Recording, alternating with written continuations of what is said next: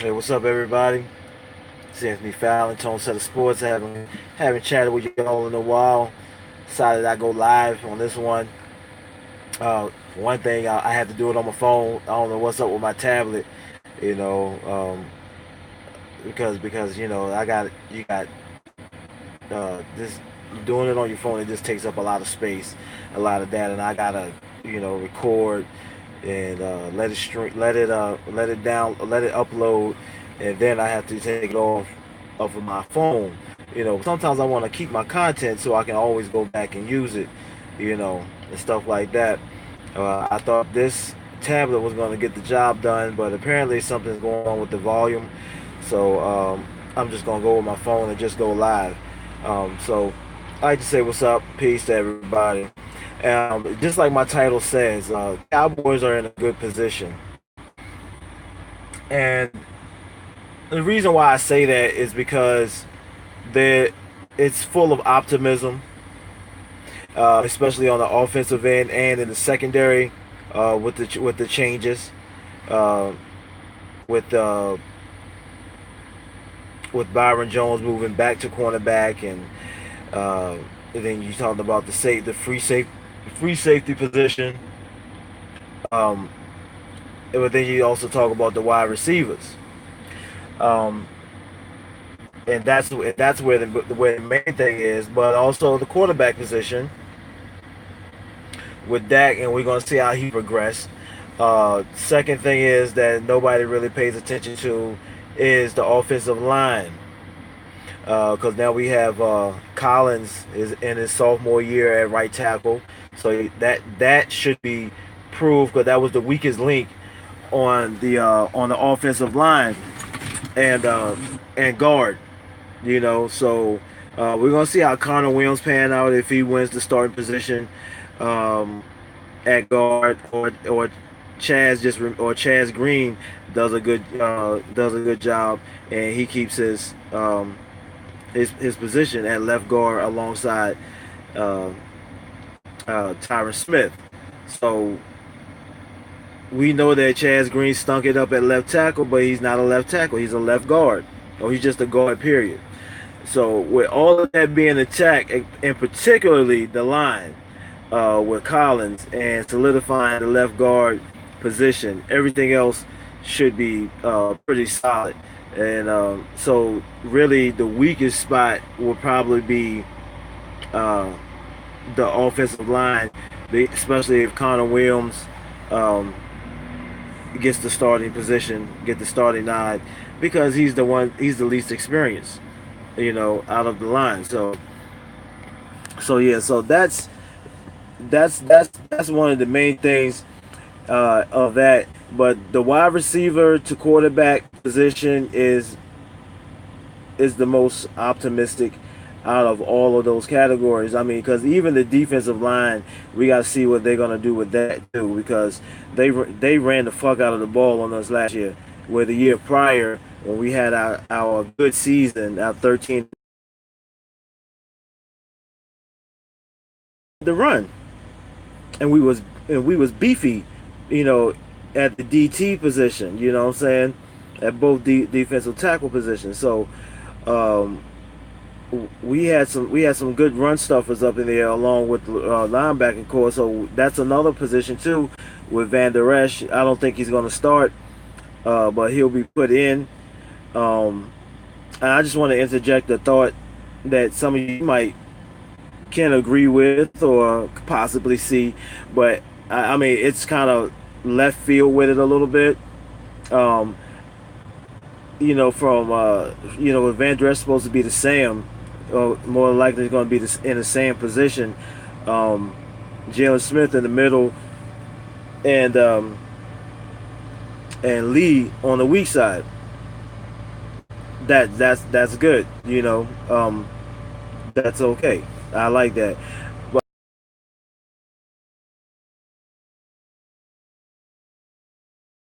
it's not his position. But Sam is normally the blitzer in the 4-3 defense. You know, he normally brings the blitz. So, how about Randy Gregory? he's 6'4", 6'5". I say 6'5", 6'6", maybe something like that. And but he's about between 245, 250 um, in weight. 250 pounds, something like that. I think that sometimes he can just, instead of him being on the line all the time, that sometimes he can switch back to the Sam. I know it might be a dead giveaway because of the fact that they know that they're gonna use him as a pass rusher. But if his game could evolve, or let's just say his game has evolved, I'm like, what have you been doing the last 2 years? You should be trying to get better in this game of football. That's my thoughts. That's the way I'm thinking. While you sitting on a year and a half, whatever, however long he's been out of the league. It's been a year. It was a year suspension, but you know, I think he was off before that too because of injuries or whatever. So he had a lot of downtime. Uh, I just thought that would have been a good thing. It all depends on what he has up here and if he can adjust, and if he has the physical attributes to be able to move. If he can drop in coverage and and just be able to read offense from Sam linebacker position.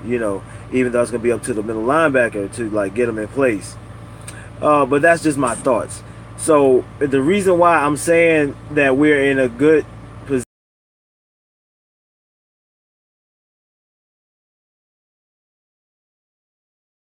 not preseason, but the first week, you're gonna see a little something something, you know, as the preseason progress, you know, or whatnot, and see how Dak to the receiver core actually how that's gonna grow as the season progress. As the chemistry continues to build, they're getting that continuity. They got their who's going to start. We know Cole Beasley, and more than likely what's his name, Alan Hearns. It's the Z or the Y, whatever. Yeah, this the Z. I mean the Y, whatever. The Y spot. Set the second receiver. The opposite of Hearns. Who's gonna fulfill that role? We got Noah, Gallup, and a couple other.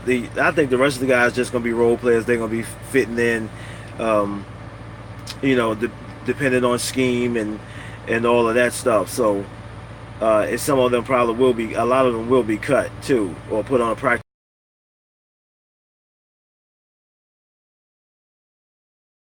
It's a make or break year for Dak and his contract, but also for Garrett. I know that's been spun around, but I do think so. But I don't think at the same time I don't think he's going nowhere. Especially if they see if they have a very good season, potential playoff, and they have to win some playoff games.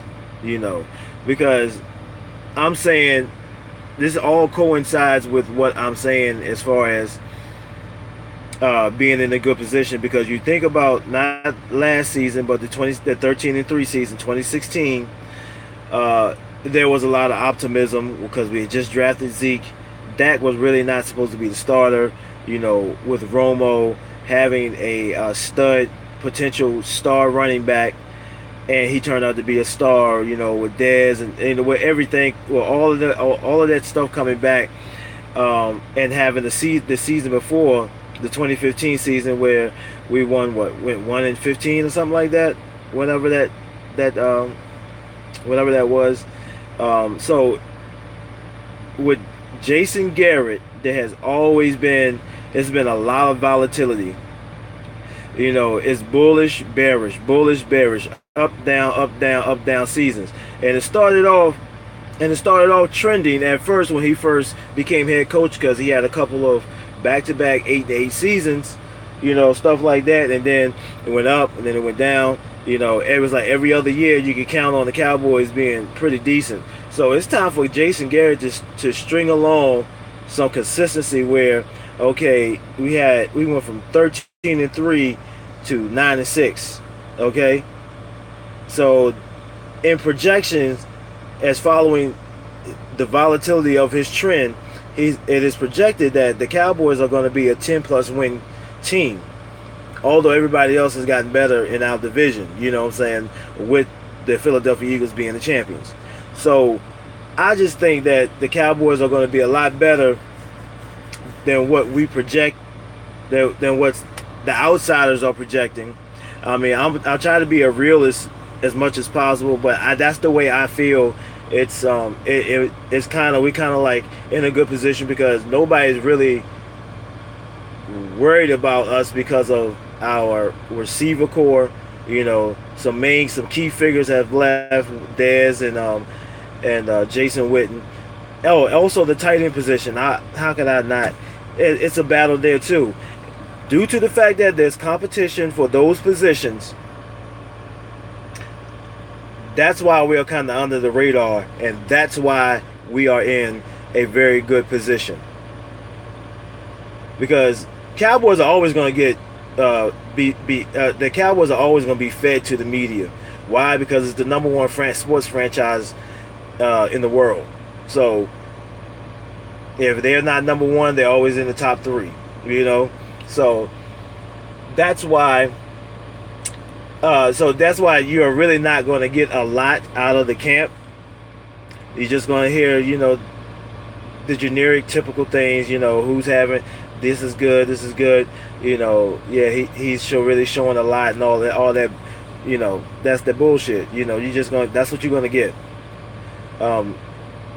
So with and also with Dak, we're going to see who is there a star that's going to a potential star going to bud out of this receiving core, even from tight end, because we can have just some solid good receivers and have a budding star tight end that can open up everything for, along with Zeke, that can open up the field for the other receivers and make it and for Dak, you know what I'm saying? Because he's gonna need that tight end that can just break up up the middle of the field, you know, of the seam route, you know what I'm saying, stuff like that. So with that, so yeah, that I think that if we get a receiver or one or two, Michael Gallup, whoever, that really wants to be the front runner as far as being the main guy, whether if he's in the Z, Y, X, whatever, that's gonna be good, because as Dak spreading the ball around, guys are getting open. A star emerges out of that, or Dak becomes the star that we think he has the potential to be, by spreading the ball around, throwing guys open, showing that, you know, he has worked on some of his mechanics, being able to gyrate within the pocket, you know, because there's a couple times where Dak could have just moved up in the pocket and stuff last year to avoid some of those sacks that he took, especially in that Atlanta game. Yeah, definitely ball placement, and not just in tight windows, but, you know, as far as, you know, on those outpost routes and stuff, like, you know, when a slot receiver is going upfield and post to the sidelines or whatever, you know, because he definitely missed on a lot on some of those quite often, but he's still learning. So this is his third year, but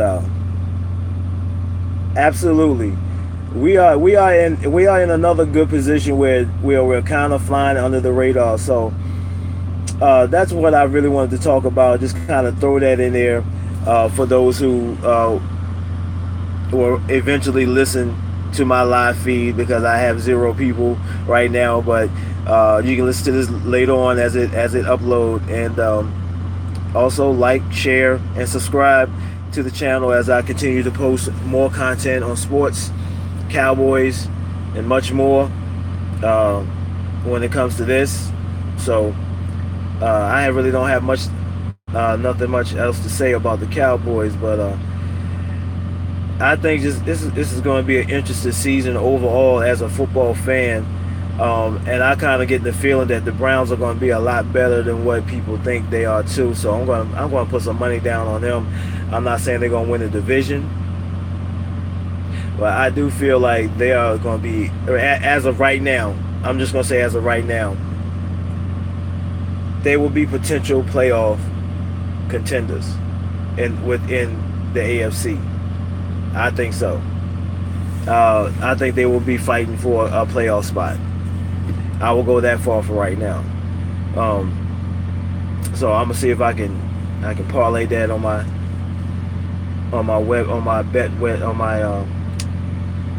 betting website. See what they have, and see what the odds are, like winning the Super Bowl and or making the playoffs and stuff like that. But the Cowboys is another team I will be putting my money down on as well, to win the division.